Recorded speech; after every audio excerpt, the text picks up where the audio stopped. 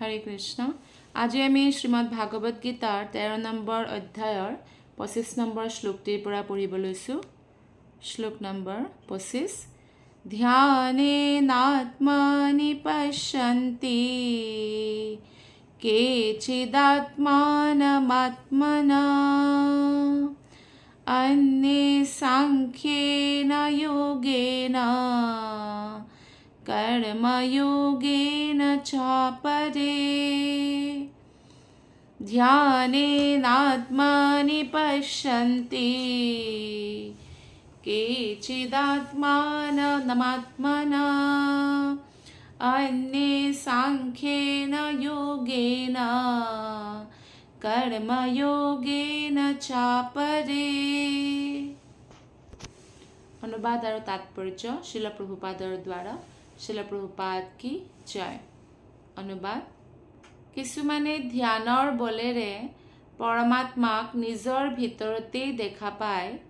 आन किछुमाने ज्ञानर अनुशीलনৰ द्वारा দেখা পায়, আকৌ किछुमाने निष्काम कर्মৰ द्वारा দেখা পায়। भगवाने अर्जुनक কৈছে যে आत्म अनुसंधाনৰ दृष्टिৰ পৰা চাবলৈ গলে বেলেগ বেলেগ শ্ৰেণীত আমি ভাগ কৰিব পাৰো। বদ্ধ জীৱসমূহক যিসকল নাস্তিক হয় তেওঁলোকে তো কেতিয়াও ভগৱানৰ বিষয়ে জানিব নোৱাৰে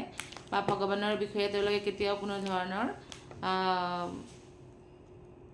ভিতৰত আহিব নোৱাৰে, ভগৱানৰ পৰিসৰৰ ভিতৰত আহিব নোৱাৰে। কিন্তু এনেকুৱা কিছুমান লোক আছে যিসকল আধ্যাত্মিক জীৱনৰ উপলব্ধিৰ ক্ষেত্ৰত বিশ্বাস আছে। এই সকলৰ ভিতৰত আত্ম অনুসন্ধানী যিবিলাক ভক্তসকল,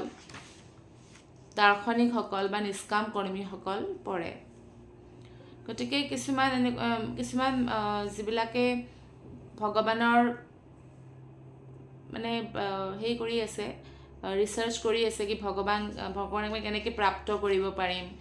তেওঁলোকে বিভিন্ন প্ৰকাৰেৰে চেষ্টা কৰি আছে। কিন্তু ভগৱানক প্ৰাপ্ত কৰিবৰ কাৰণে আটাইতকৈ সৰল যদি কোনোবা ৰাস্তা হৈছে সেয়া হৈছে ভগৱানৰ প্ৰেমপূৰ্বক ভক্তি কৰি আমি ভগৱানক প্ৰাপ্ত কৰিব পাৰো। কিন্তু যদি ভগৱানৰ ভক্তি নকৰো আৰু আমি ভাবো যে বেলেগ এটা ৰাস্তাৰে আমি ভগৱানক প্ৰাপ্ত কৰিব পাৰিম, কিন্তু সেই ৰাস্তাটো ইমান ইজি নহয় যিমান ভক্তিৰ ৰাস্তাটো সহজ হয়। বাকি ৰাস্তাৰ ফলত কি হয়, যেনেকৈ ধ্যান যোগ যদি কৰিব লাগে বা জ্ঞান যোগ কৰিব লাগে, তেওঁলোকে গৃহস্থত থাকি বা ঘৰত থাকি এনেকৈ এইবিলাক মানে প্ৰেক্টিছ কৰিব নোৱাৰে। তাৰ কাৰণে তেওঁলোকে পূৰ্ণ ব্ৰহ্মচৰ্য পালন কৰিব লাগে আৰু বনত যাব লাগে এই বুলি কোৱা হৈছে। কিন্তু যিবিলাক ধ্যানী হয় তেওঁলোকে ইমান কঠোৰ তপস্যা কৰে যে ধ্যানৰ বলত তেওঁলোকে হৃদয়ত ভগৱানৰ পৰমাত্মাৰ ৰূপটো দেখিবলৈ সমৰ্থ হয়। শ্লোক নম্বৰ 26 আৰু 27 আমি একেলগে পঢ়িছো। अन्ये त्वेवामजानन्तः श्रुत्वान्येभ्यः उपासते तेऽपि चातितरन्त्येव मृत्युं श्रुतिपरायणः यावत् सञ्जायते किञ्चित् सत्वं स्थावरजङ्गमं क्षेत्रक्षेत्रज्ञसंयोगात् तद्विद्धि भरतर्षभ। 26 নম্বৰ শ্লোকটিত কোৱা হৈছে, আকৌ আন এনে লোকসকল আছে যিসকল ইমান আধ্যাত্মিক জ্ঞান তেওঁলোকৰ নাই বা আধ্যাত্মিক জ্ঞানেৰে জ্ঞানী নহয়, কিন্তু আনৰ পৰা ভগৱানৰ বিষয়ে শ্ৰৱণ কৰি পৰম পুৰুষ শ্ৰীকৃষ্ণৰ উপাসনা আৰম্ভ কৰে। যিহেতু আন আচাৰ্যসকলৰ উপদেশ শুনিবলৈ তেওঁলোক আগ্ৰহী, সেইবাবে তেওঁলোকেও এই জন্ম মৃত্যুৰ সাগৰৰ পৰা অতিক্ৰম হৈ যায় বা সাগৰখন পাৰ কৰিব পাৰে। ইয়াতে শ্ৰৱণৰ ওপৰত মহত্ব দিছে। শ্ৰৱণ পদ্ধতিটো বহুত গুৰুত্বপূৰ্ণ। কলিযুগৰ মানুহ ইমান ব্যস্ত যে তেওঁলোকে ভগৱানৰ বিষয়ে শ্ৰৱণ কৰাৰ কাৰণে সময় উলিয়াব নোৱাৰে। আমাৰ এই যে আমাৰ যে আধ্যাত্মিক পদ্ধতি এইটো শ্ৰৱণৰ মাধ্যমেৰে ব্ৰহ্মাৰ পৰা এতিয়ালৈকে চলি আছে পৰম্পৰা গুৰু পৰম্পৰা বুলি কয় আৰু গুৰু পৰম্পৰা বা শ্ৰৱণৰ বহুত মহত্ব কাৰণ আমি যেতিয়া ভগৱানৰ বিষয়ে শ্ৰৱণ কৰোঁ তেতিয়া ভগৱানৰ বচন যেতিয়া এই যেনেকৈ আমি এতিয়া ভাগৱত গীতা পঢ়িছোঁ যদিও আমি আমাৰ মাজতে আলোচনা কৰি আছোঁ তথাপি এই শ্লোককেইটা হৈছে কৃষ্ণই নিজে কোৱা সেইকাৰণে এই শ্লোক যেতিয়া আমি শ্ৰৱণ কৰোঁ তেতিয়া আমাৰ হৃদয় পবিত্ৰ হয় গতিকে প্ৰভুপাদে তাৎপৰ্যত কৈছে যে এই শ্লোকটো আধুনিক সমাজৰ বাবে বিশেষভাৱে উপযোগী কাৰণ আধুনিক সমাজত আধ্যাত্মিক তত্ত্বৰ বিষয়ে কাৰ্যতঃ কোনো শিক্ষাকেই দিয়া নহয় আমি চাওঁ যে আজি এনেকুৱা গুৰুকুল ছিষ্টেম নাই স্কুলত হ'লেও বা কলেজত হ'লেও আধ্যাত্মিক শিক্ষা প্ৰদান কৰা নহয় বা ভাগৱত গীতাৰ জ্ঞান প্ৰদান কৰা নহয় ভগৱান চৈতন্যই যিজনে আধুনিক পৃথিৱীত কৃষ্ণ ভাৱনাৰ আদৰ্শৰ প্ৰচাৰ কৰি গৈছে শ্ৰৱণৰ ওপৰত বিশেষভাৱে গুৰুত্ব দিছিল চৈতন্য মহাপ্ৰভু স্বয়ং ভগৱান কৃষ্ণ হয় যিয়ে এজন ভক্তৰ দৰে আমাক দিশা নিৰ্দেশ দেখুৱাবৰ কাৰণে ভক্তৰ ৰূপত আহে আৰু আহি পিনে হৰে কৃষ্ণ মহামন্ত্ৰৰ প্ৰচাৰ কৰে আৰু যেতিয়া আমি হৰে কৃষ্ণ কৃষ্ণ কৃষ্ণ হৰে হৰে হৰে ৰাম ৰাম ৰাম হৰে হৰে এই মহামন্ত্ৰ জপ কৰোঁ তেতিয়াও এইদৰে কোৱা হয় যে আমি মনৰ ভিতৰত জপ কৰিব নালাগে আমি এই মহামন্ত্ৰটো নিজৰ মুখেৰে গাই পিনে কাণেৰে শুনিব লাগে অৰ্থাৎ মুখেৰে গাব লাগে কাণেৰে শুনিব লাগে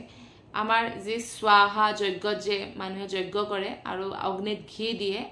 এইটো হৈছে হৰে কৃষ্ণ কাণখন হৈছে সেই যজ্ঞকুণ্ড গতিকে জপ যজ্ঞ বা ভগৱানৰ নাম জপ যজ্ঞৰ সমান কোনো ধৰণৰ ডাঙৰ যজ্ঞ নাই আৰু এই যজ্ঞততো আপোনাৰ একো পইচাও খৰচ নহয় গতিকে ভাগৱত গীতাত ভগৱানে নিজেই কৈছে যে জপ যজ্ঞ সকলোতকৈ শ্ৰেষ্ঠ সেইকাৰণে আমি ভগৱানৰ ভক্তৰ পৰা পুণ্যাত্মাসকলৰ পৰা শ্ৰৱণ কৰাৰ সুযোগ গ্ৰহণ কৰিব লাগে আৰু ক্ৰমে ক্ৰমে সকলো বুজিব পৰা আমি হ'ম ভগৱান চৈতন্যই কৈছে যে এই যুগত কোনেও নিজৰ স্থিতিৰ পৰিৱৰ্তন ঘটোৱাৰ প্ৰয়োজন নাই কিন্তু যুক্তি তৰ্কৰ দ্বাৰা পৰম সত্য তত্ত্ব জনাৰ চেষ্টা পৰিত্যাগ কৰাৰ প্ৰয়োজন আছে মানে বহুতে ভাবে যে আমি যুক্তি তৰ্ক কৰিম আৰু তাৰ দ্বাৰা আমি ভগৱানক প্ৰাপ্ত কৰিম কিন্তু তৰ্কৰ মাধ্যমেৰে কেতিয়াও ভগৱানক প্ৰাপ্ত কৰিব নোৱাৰি কিন্তু আমি যদি ভক্তিৰ মাধ্যমেৰে প্ৰাপ্ত কৰিব খোজো তেনেহ'লে আমি প্ৰাপ্ত কৰিব পাৰোঁ ২৭ নম্বৰ শ্লোকটিত কোৱা হৈছে হে ভাৰত শ্ৰেষ্ঠ অৰ্থাৎ অৰ্জুনক কৈছে তুমি স্থাৱৰ আৰু জংগম যিবিলাক সত্তা দেখা পাবা সেই সকলোবিলাকে ক্ষেত্ৰ আৰু ক্ষেত্ৰজ্ঞৰ সংযোগৰ ফলত উৎপন্ন হোৱা বুলি জানিবা অৰ্থাৎ আমি যদি জড় প্ৰকৃতি দেখা পাওঁ বা জীৱক দেখা পাওঁ সকলো বস্তুৱে আচলতে ক্ষেত্ৰ আৰু ক্ষেত্ৰজ্ঞৰ সংযোগ ক্ষেত্ৰ মানে হৈছে শৰীৰ আমাৰ যেটো শৰীৰ এটো কৰ্মক্ষেত্ৰ বুলি কয় মনুষ্য শৰীৰ বিশেষকৈ আৰু বাকি ক্ষেত্ৰজ্ঞ মানে হৈছে আত্মা আৰু পৰমাত্মা গতিকে যিমান বস্তু আমি দেখা পাওঁ গছ গছনি হ'লেও কুকুৰ মেকুৰী হ'লেও সকলোবোৰ জড় পদাৰ্থ আৰু জীৱৰ সংযোগ হয় আৰু যদি জীৱৰ স্পৰ্শ নাথাকে তেনেহ'লে একো বস্তুৰে বিকাশ হ'ব নোৱাৰে কিছুমান মানুহে কয় যে আমি তো মাছ মাংস নাখাওঁ বাৰু কিন্তু কণী খাওঁ আৰু কণীত একো পাপ নালাগে কিন্তু কণীৰ পৰাতো মুৰ্গী ওলায় আৰু কণীৰ বিকাশ কেনেকৈ হ'ব কণীৰ ভিতৰত বিকাশ হয় সেইকাৰণে মুৰ্গী ওলায় গতিকে আৰু যেটো কণীৰ পৰা যেটো আনফাৰ্টিলাইজড হয় যেটোৰ পৰা মুৰ্গী নোলায় সেই কণীটো আচলতে মুৰ্গীৰ যেটো মানে মাহেকীয়াৰ যেটো মানে লেতেৰা বস্তু হেতু জমা হৈ যায় গতিকে সেইকাৰণে এতিয়া সাইন্টিস্টে এটো প্ৰুভ কৰিছে বৈজ্ঞানিকেও এটো মানে ৰিসাৰ্চত পাইছে গতিকে আমি এনেকৈ ক'ব নোৱাৰো যে নাই মানে গছ গছনিত আত্মা নাই বা কণীত আত্মা নাই এনেকৈ ক'ব নোৱাৰো বিকাশ সম্ভৱেই নহয় যদি আত্মা নাথাকে কিছুমান মানুহে ভাবে যে কোনোবা যদি এজনী স্ত্ৰী গৰ্ভৱতী হৈছে ৩-৪ মাহত যদি বাচ্চাটো মানে এবৰ্শন কৰাই দিয়া হয় একো পাপ নালাগে আত্মাটো নাহে ৩-৪ মাহত এনেকৈ কয় কিছুমানে ৩-৪ মাহত আত্মা নহয় প্ৰথম দিনাই আত্মা আহে যেতিয়া বীজ ৰোপণ কৰা হয় সেই সময়তে আত্মা আহে আৰু সেইকাৰণে প্ৰথমে অলপ ডাঙৰ হয় তাৰপিছত এটা বগৰীৰ দৰে ডাঙৰ হয় বাচ্চাটো তাৰপিছত আমৰ দৰে ডাঙৰ হয় এনেকৈ আমাৰ শাস্ত্ৰত ভাগৱত পুৰাণত কপিল মুনিয়ে মাতা দেৱাহুতিক কৈছে গতিকে আত্মা প্ৰথম দিনাৰ পৰাই থাকে আৰু যদি আমি এজন মানে কোনোবাই যদি এজন মানুহক হত্যা কৰে যিমান পাপ লাগে ভ্ৰূণক হত্যা কৰোঁতে তাতকৈ বেছি পাপ লাগে কাৰণ সেই ভ্ৰূণটো অসহায় অৱস্থাত আছে সেইকাৰণে আমাৰ শাস্ত্ৰত এয়া নিষেধ কৰিছে কোৱা হয় যে ব্ৰহ্ম হত্যা বা ব্ৰাহ্মণ বা ভক্ত হত্যা কৰাৰ দৰে ডাঙৰ পাপ লাগে গতিকে আমি এইবোৰৰ এনেকুৱা ধৰণৰ পাপৰ পৰা সদায় হাৰি থাকিব লাগে শ্লোক নম্বৰ 28 আৰু 29 আমি একেলগে পঢ়িব লৈছো समं सर्वेषु भूतेषु निष्ठन्तं परमेश्वरं विनश्यत्स्व विनश्यन्तं यः पश्यति स पश्यति समं पश्यन् हि सर्वत्र समवस्थितमीश्वरम् नाहि नस्त्यात्मनात्मानं ततो परां गतिम् अनुवाद और तात्पर्य शिला प्रभुपादर द्वारा शिला प्रभुपाद की जय 28 নম্বৰ শ্লোকটিত ভগৱান কৃষ্ণই কৈছে যিজনে দেখা পায় যে প্ৰতিটো দেহতে জীৱাত্মাৰ লগে লগে পৰমাত্মাও বিৰাজমান আৰু যিজনে এইটো বুজে যে বিনাশীল দেহটোৰ ভিতৰত থকা জীৱাত্মা আৰু পৰমাত্মাৰ কোনো এটাৰে কেতিয়াও বিনাশ নঘটে তেৱেই প্ৰকৃততে দেখে অৰ্থাৎ তেনেকুৱা ব্যক্তিৰ দৃষ্টি সম্পূৰ্ণ হয় যে কথা জানে যে আত্মাৰো মৃত্যু নাই পৰমাত্মাৰো মৃত্যু নাই অৰ্থাৎ আমি আত্মা হয় আৰু ভগৱান কৃষ্ণ স্বয়ং পৰমাত্মা হয় কিয়নো আমি কৃষ্ণৰ অংশ গতিকে আমাৰ কেতিয়াও মৃত্যু নাই যেতিয়া মৃত্যু বুলি কোৱা হয় তেতিয়া আমি কেৱল শৰীৰ চেঞ্জ কৰোঁ যেনেদৰে আপোনালোকে শুনিছে নিশ্চয় সাপে ছাল দুখৰ বদলায় কেতিয়াবা সাপ বুলি মানুহে ভয় খায় কিন্তু সাপ নাই ভিতৰত ছাল দুখৰ আছে অৰ্থাৎ সাপে ছাল দুখৰ বদলাই দিলে বা মানুহে যেনেকৈ কাপোৰ চেঞ্জ কৰে ঠিক তেনেদৰে আমিও এটা শৰীৰৰ পৰা আন এটা শৰীৰলৈ যাওঁ যেতিয়া আমাৰ এইটো শৰীৰ আৰু থাকাৰ যোগ্য নহয় আমাক মানুহৰ শৰীৰ কিয় দিছে ভগৱানৰ ভক্তি কৰিবৰ কাৰণে দিছে আৰু যেতিয়া মানুহৰ শৰীৰটোতো কেতিয়াবা যদি কিবা এক্সিডেণ্ট হয় বা কিবা বেমাৰে লগ দিলে বোলে অৰ্গেন হেই হৈ গ'ল মানে ফেইল হৈ গ'ল বা এনেকুৱা ধৰণৰ যেতিয়া ঘটনা ঘটে তেতিয়া আচলতে আমি এই শৰীৰটোত আৰু থাকাৰ যোগ্য নহয় সেইকাৰণে ভগৱানে আমাক নতুন শৰীৰ প্ৰদান কৰে আৰু নতুন শৰীৰ কৰ্ম অনুসৰি প্ৰদান কৰিব যেনেদৰে আপোনালোক ভক্ত হয় কাৰণে ভাগৱত গীতা শ্ৰৱণ কৰিছে গতিকে নিশ্চিন্তৰূপে ভক্তই হয়তো যদি ভক্তি পূৰ্ণ কৰিছে গোলক ধামত যাব বৈকুণ্ঠ জগতত যাব আৰু যদি পূৰ্ণ কৰিব পৰা নাই আহা জন্ম মনুষ্য শৰীৰত ভক্তৰ শৰীৰত পাব গতিকে এয়া বহুত ডাঙৰ জন্ম হয় কিন্তু যিসকলে ভক্তি নকৰে আৰু ইন্দ্ৰিয় তৃপ্তিতেই লাগি আছে কাৰণ ইন্দ্ৰিয় তৃপ্তি কৰিবৰ কাৰণে আমাক কোনো ধৰণৰ মনুষ্য শৰীৰৰ প্ৰয়োজন নাই সেইকাৰণে পশু পক্ষীৰ শৰীৰ তেওঁলোকে ধাৰণ কৰে গতিকে যি ব্যক্তিয়ে এই কথা বুজি পায় যে পৰমাত্মা সকলোৰে হৃদয়ত আছে আৰু আত্মা এই কাৰণে কাৰ্যশীল কাৰণ পৰমাত্মা প্ৰত্যেক আত্মাৰে ভিতৰত আছে তেৱে আচলতে তেওঁৰ দৃষ্টিয়ে হৈছে পূৰ্ণ দৃষ্টি এইদৰে ভগৱানে 28 নম্বৰ শ্লোকটিত কৈছে আৰু যিজনে দেখে যে পৰমাত্মাই সৰ্বত্ৰ সকলো জীৱতে সমানে বিৰাজ কৰিছে তেওঁ নিজকে নিজৰ মনেৰে অধপতিত নকৰে এইদৰে তেওঁ দিব্য লক্ষ্যৰ প্ৰতি গতি কৰিব পাৰে অৰ্থাৎ আমাৰ মনটোৱে আমাৰ শত্ৰু হয় আমাৰ মনটোৱে আমাৰ মিত্ৰ হয় যদি আমি মনটো ভগৱানৰ সেৱাত লগাই দিওঁ এইটো আমাৰ মিত্ৰ হৈ যায় আৰু ভগৱানৰ সেৱাত লগাৰ ফলত তেওঁ কোনো ধৰণৰ বেয়া অভ্যাসত নপৰে বা পাপ কাৰ্যত নালাগে আৰু যদি ভক্ত হোৱাৰ আগতে কোনো ধৰণৰ পাপ তেওঁ কৰিছেও বিভিন্ন ধৰণৰ পাপৰ ভিতৰত যেনেকৈ জুৱা খেলা বা নিচা কৰা মদ আৰু এইবিলাক খোৱা নিচা কৰা মদ চিগাৰেট আদি বা অবৈধ যৌন সম্বন্ধ কৰা বিবাহিত জীৱনৰ বাহিৰত সম্বন্ধ কৰা বা মাংসাহাৰ আদি কৰা গতিকে যদি কেতিয়াবা কৰিছেও তথাপিও ভক্তি কৰাৰ ফলত সেই পাপসমূহ বিনষ্ট হ'বলৈ ধৰে গতিকে ভক্তি যিয়ে ভক্তিত লাগি থাকে তেওঁলোকে বেলেগকৈ আৰু প্ৰায়শ্চিত্ত কৰাৰ প্ৰয়োজন নাই তেওঁলোকৰ হৃদয়তে প্ৰায়শ্চিত্তৰ সেইটো ছিষ্টেম ফিট আছে সেইটো ছিষ্টেম হৈছে ভগৱান শ্ৰীকৃষ্ণৰ নাম জপ কৰাটো হৰে কৃষ্ণ কৃষ্ণ কৃষ্ণ হৰে হৰে হৰে ৰাম ৰাম ৰাম হৰে হৰে গতিকে তেনেকুৱা ব্যক্তিয়েহে আধ্যাত্মিক জীৱনৰ প্ৰতি আকৰ্ষিত হয় দিব্য লক্ষ্যৰ প্ৰতি গতি কৰিব পাৰে ধৰা হওক তেওঁলোকে বাকী মানুহৰ সমান ইমান তীব্ৰ গতিৰে হয়তো চলিব পৰা নাই তথাপিও তেওঁলোকে ভগৱানৰ বিষয়ে শ্ৰৱণ কৰা এৰি নিদিয়ে ভগৱানৰ বিষয়ে শ্ৰদ্ধা হৃদয়ৰ পৰা যাব নিদিয়ে বা ভগৱান শ্ৰীকৃষ্ণৰ প্ৰতি সমৰ্পিত অনুভৱ কৰে আৰু সময়ৰ লগে লগে ভগৱানৰ নিৰ্দেশনাত বা ভগৱানৰ কৃপাত তেওঁলোকেও ভক্তিত আগবাঢ়ে গতিকে ইয়াতে তাৎপৰ্য শ্ৰীল প্ৰভুপাদে কৈছে যে জীৱই নিজৰ জড়জাগতিক স্থিতিটো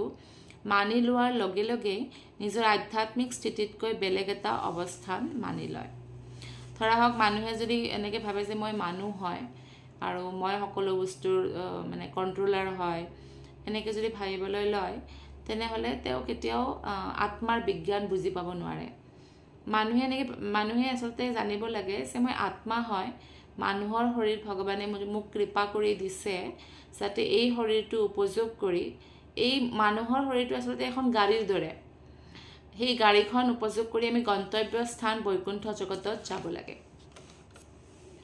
শ্লোক নম্বৰ 30 আৰু 31 টো আমি একেলগে পঢ়িছো প্ৰকৃত্যৈবা চ কৰ্মাণি ক্ৰিয়ামাণানি সৰ্বশঃ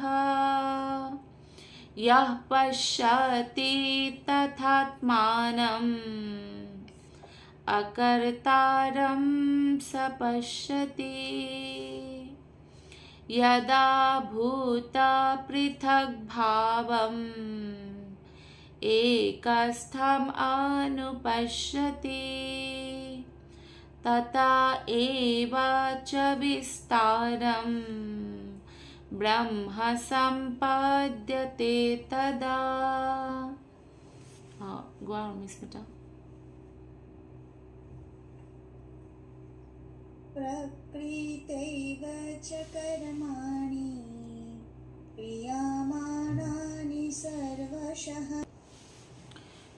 এই শ্লোকটি 31 নম্বৰ শ্লোকটি আৰু 30 নম্বৰ শ্লোকটি বহুত মহত্বপূৰ্ণ হয় কাৰণ ইয়াতে ভগৱানে কৈছে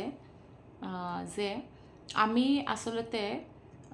প্ৰকৃত দ্ৰষ্টা হ'ব লাগে যেনেদৰে শংকৰদেৱেও কৈছে যে কুকুৰ শৃংগাৰ গদৰ্ভৰ আত্মাৰাম জানিয় সবাক কৰিবা প্ৰণাম অৰ্থাৎ কুকুৰ হ'লেও শিয়াল হ'লেও মেকুৰী হ'লেও বা কোনোবা পণ্ডিত হ'লেও সকলোৰে ভিতৰত আত্মা যে আছে আত্মা মানে পৰমাত্মা আছে সেয়া হৈছে ভগৱান স্বয়ং কৃষ্ণ স্বয়ং ৰামচন্দ্ৰ আৰু সেই কাৰণে সেই কথা জানি আমি সকলোকে সন্মান দিব লাগে চৈতন্য মহাপ্ৰভু যি স্বয়ং ভগৱান কৃষ্ণই হয় তেখেতে কৈছে অমানিনা মান দিন অমানিনা মানে কাৰো পৰা আপুনি সন্মানৰ আশা নকৰিব কাৰণ আশা কৰাৰ লগে লগে দুখ আৰম্ভ হ'ব যিমান কাজিয়া হৈছে সংসাৰত আপোনালোকে চাওক যিমান কাজিয়া হৈছে সকলোবোৰ কি কাৰণে কাজিয়া হৈছে যে আমাক সন্মান নিদিলে তেওঁ সেই কাৰণে কাজিয়া হৈছে গতিকে আমি যদি সন্মানৰ পিছত মানে ঘূৰা বন্ধ কৰোঁ তেতিয়া আমাৰ দুখ অন্ত হৈ যাব কিন্তু আমি সকলোৱে সন্মান দিব লাগে এই কথা জানি যে আমি ভগৱান সকলোৰে ভিতৰত ভগৱান পৰমাত্মা ৰূপে অৱস্থান লাভ কৰি আছে বা অৱস্থিত আছে এই বুলি ভাবি পিনে আমি সন্মান দিব লাগে আৰু আত্মাই আসলতে কোনো ধৰণৰ কৰ্ম এনেকৈ মানে আত্মা ভগৱান শ্ৰীকৃষ্ণৰ অংশ হোৱাৰ কাৰণে পৰম পবিত্ৰ হয় কিয়নো আত্মাৰ ভ্ৰম হয় যে মই এইটো শৰীৰ সেইকাৰণে বিভিন্ন ধৰ্মৰ কৰ্মৰ লগত জড়িত হৈ পৰে আৰু পিছত সেই কৰ্মৰ ফলটো ভোগ কৰিবৰ কাৰণে তেওঁ বাৰে বাৰে বেলেগ বেলেগ শৰীৰ ধাৰণ কৰিব লগা হয় কিন্তু যেতিয়া আমি এইটো গম পাওঁ যে আসলতে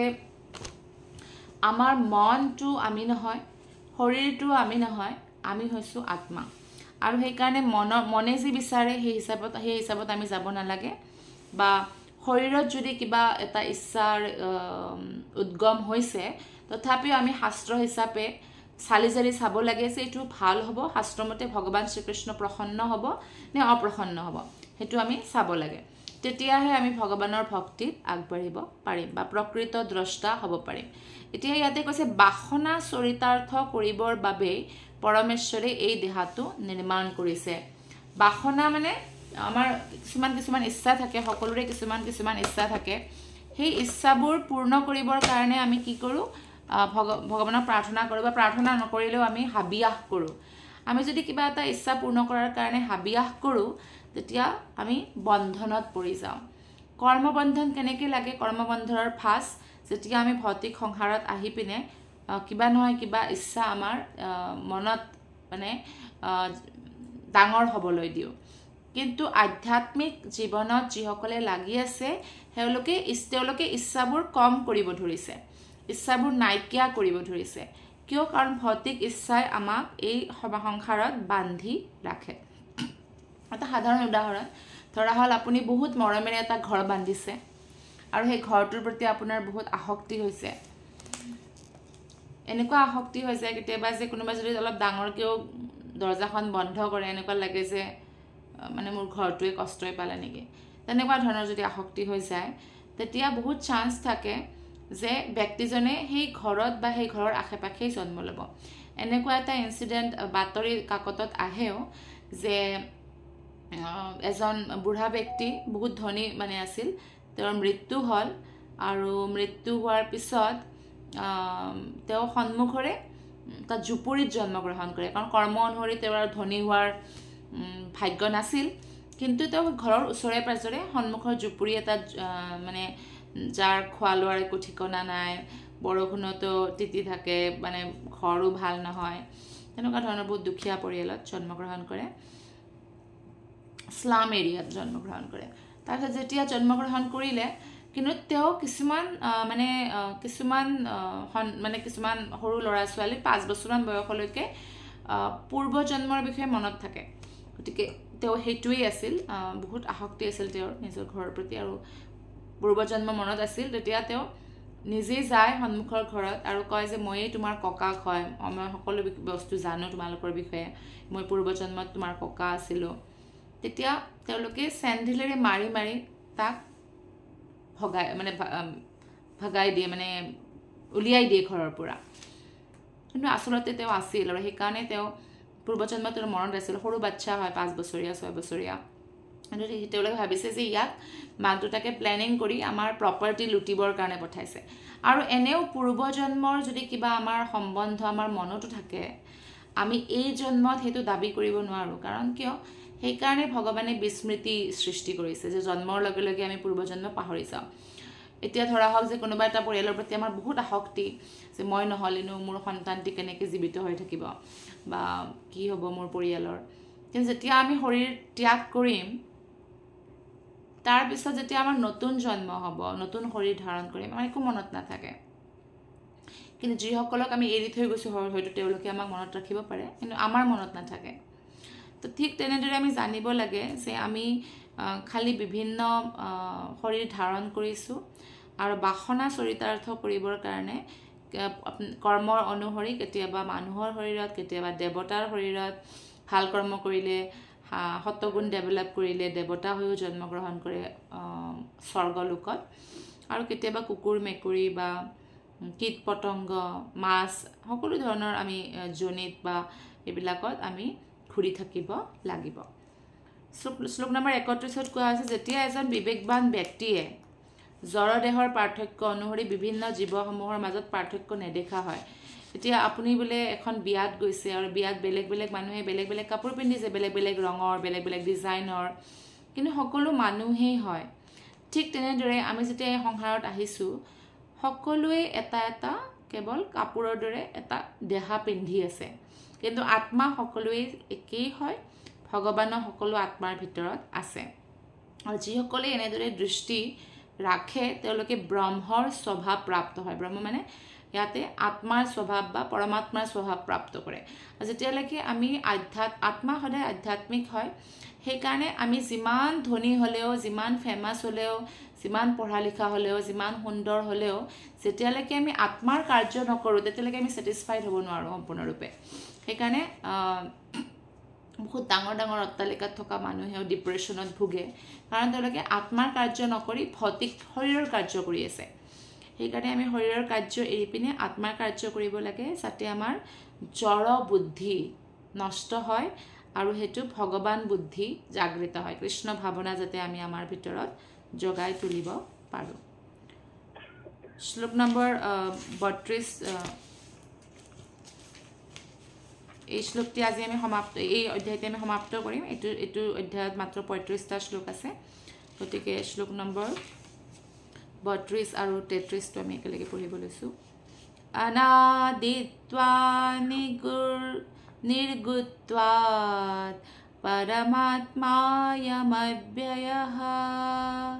शरीरस्थोऽपि कौन्तेय न करोति न लिप्यते यथा सर्वगतं सूक्ष्म्यात् आकाशं नोपलिप्यते सर्वत्रावस्थितो देहे तथात्मानोपलिप्यते हरे कृष्ण धन्यवाद हरे कृष्ण गतिके 32 নম্বৰ শ্লোকত কৈছে হে কন্তেয় বুলি অৰ্জুনক সম্বোধন কৰিছে কাৰণ কুন্তিৰ পুত্ৰ হয় যিসকলে শাস্ত্ৰত সত্যক সাক্ষাৎ কৰিছে তেওঁলোকে এইটো দেখা পায় যে অব্যয় আত্মাটো চিন্ময় শাস্ত্ৰত আৰু ত্ৰিগুণাতীত হয় যেনেকৈ ভগৱানক তিনিটা গুণে স্পৰ্শ কৰিব নোৱাৰে আচলতে আত্মাও ত্ৰিগুণাতীত হয় যে সেইকাৰণে আমি যেতিয়া আত্মাৰ লেভেলত আহি ভাবিব লওঁ যে আমি আত্মা হয় ভগৱানৰ অংশ হয় আৰু আত্মাৰ আধ্যাত্মিক কাৰ্য কৰা আৰম্ভ কৰোঁ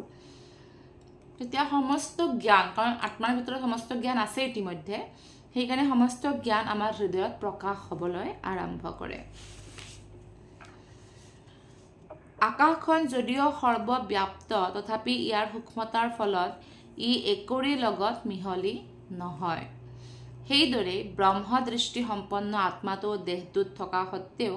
দেহটোৰ লগত মিলি নাযায় আকাশখন আমি দেখা পাওঁ যে সকলোতে আকাশ আছে আৰু কিন্তু আকাশখন কাৰো লগত লিপ্ত হৈ নাযায় মিক্স হৈ নাযায় তেনেকৈ আত্মা কেতিয়াও মিক্স হৈ নাযায় শৰীৰৰ লগত বোলে শৰীৰটো জড় আত্মাটো জড় হৈ যাব নেকি নাই জড় হয় নাযায় ইয়াতে কৈছে তাৎপৰ্যত মাটি বোকা বিস্থা আৰু যিকোনো বস্তুতে বতাহৰ প্ৰৱেশ ঘটে তথাপি সেইবিলাক বস্তুৰ লগত বতাহ মিহলি হৈ নাযায় বা সূৰ্যৰ যি পোহৰ পৰে ট্ৰেইনৰ যেনেকৈ ট্ৰেইনৰ ট্ৰেকত বহুতে টয়লেট কৰে তাতেও সূৰ্যৰ পোহৰ পৰে তাতেও বতাহ যায় সকলো বস্তুতে বতাহ সোমায় কিন্তু তথাপিও সূৰ্যৰ পোহৰ তাতে দূষিত নহয় বা বতাহ তাতে মিহলি হয় নাযায় সেইদৰে জীৱাত্মাটোৱেও বিভিন্ন ধৰণৰ দেহত অৱস্থান কৰে তথাপিও দেহটোৰ পৰা সদায় তেওঁৰ অস্তিত্ব বেলেগেই হৈ থাকে শ্লোক নম্বৰ 34 আৰু 35 অন্তিম দুটা শ্লোক আমি পঢ়িব লৈছো यथा प्रकाशयत्येकः कृत्स्नं लोकामिमं रविः क्षेत्रं क्षेत्री तथा कृत्स्नं प्रकाशयति भारत क्षेत्रक्षेत्रज्ञयोरेवम् अन्तरं ज्ञानचक्षुषा भूता प्रकृति मोक्षं च ये विदुर्यान्ति ते परम हे अर्जुन जिदरे एटा সূৰ্যই এই সমগ্ৰ বিশ্বখনকে পোহৰাই তোলে তেনেদৰে দেহটোৰ ভিতৰত যেটো আত্মা আছে হেতুৱে চেতনাৰ দ্বাৰা দেহটোক উদ্ভাসিত কৰে সূৰ্যটোৱে গোটেই পৃথিৱীতে পোহৰ বিয়পায় ঠিক তেনেদৰে আত্মাটোৱে আমাৰ গোটেই শৰীৰটোতে চেতনা দিয়ে চেতনা মানে আমাৰ আত্মাটো হৃদয়ত আছে কিন্তু তথাপি আমাৰ ভৰিত যদি মহে কামুৰে তথাপিও আমি লগে লগে গম পাওঁ আমাৰ শৰীৰত কি ঘটি আছে আমি কিয় গম পাওঁ কাৰণ আত্মাটোৰ কাৰণে গোটেই শৰীৰতে চেতনা ব্যাপ্ত হৈ আছে কোনোবা এজন মানুহৰ মৃত্যু হল বুলি কেনেকৈ গম পাওঁ আমি চেতনা নাই মানে আত্মা গুচি গৈছে শৰীৰটো এৰি যিসকলে দেহ আৰু দেহৰ অধিপতি পাৰ্থক্য জ্ঞানৰ চকুৰে চাই বুজিব পাৰিছে আৰু জড় বন্ধনৰ পৰা মুক্তি লাভ কৰাৰ উপায় সম্বন্ধে জানিব পাৰিছে তেওঁলোকে পৰম লক্ষ্যত উপনীত হ'ব পাৰে পৰম লক্ষ্য হৈছে আমি যাতে এই জড়জাগতিক চিন্তাধাৰাৰ পৰা মুক্ত হ'ব পাৰোঁ আমি যাতে জন্ম বাৰে বাৰে ল'ব লগা নহয় মৰিব লগা নহয় বাৰে বাৰে বুঢ়া হ'ব লগা নহয় বা বেমাৰ হ'ব লগা নহয় আৰু জীৱনৰ যি ষ্ট্ৰাগল আছে সংঘৰ্ষ আছে এইবোৰ বাৰে বাৰে ভৌতিক সংসাৰত থাকি কৰিব লগা নহয় সেইকাৰণে আমি এই জন্মটোত ভগৱানৰ ভক্তি কৰিব লাগে আৰু ভগৱানে কৈছে যিসকলে এইদৰে শৰীৰ আৰু আত্মাৰ পাৰ্থক্য বুজি পায় আৰু ভগৱানৰ ভক্তিত আগবঢ়াৰ কাৰণে চেষ্টা কৰে আৰু কেনেদৰে এই জড় জগতৰ পৰা মুক্ত হ'ব পাৰে তাৰ বিষয়ে সদায় লাগি থাকে জানিবৰ কাৰণে তেওঁলোকেহে পৰম লক্ষ্যত উপনীত হ'ব পাৰে আৰু বৈকুণ্ঠ জগতত যোৱাৰ কাৰণে অধিকাৰী হ'ব পাৰে এইদৰে শ্ৰীমদ ভাগৱত গীতাৰ প্ৰকৃতি পুৰুষ আৰু চৈতন্য বিষয়ক ত্ৰয়োদশ অধ্যায়ৰ ভক্তি বেদান্ত তাৎপৰ্যৰ ওৰ পৰিল। আপোনালোকক বহুত বহুত ধন্যবাদ। হৰে কৃষ্ণ।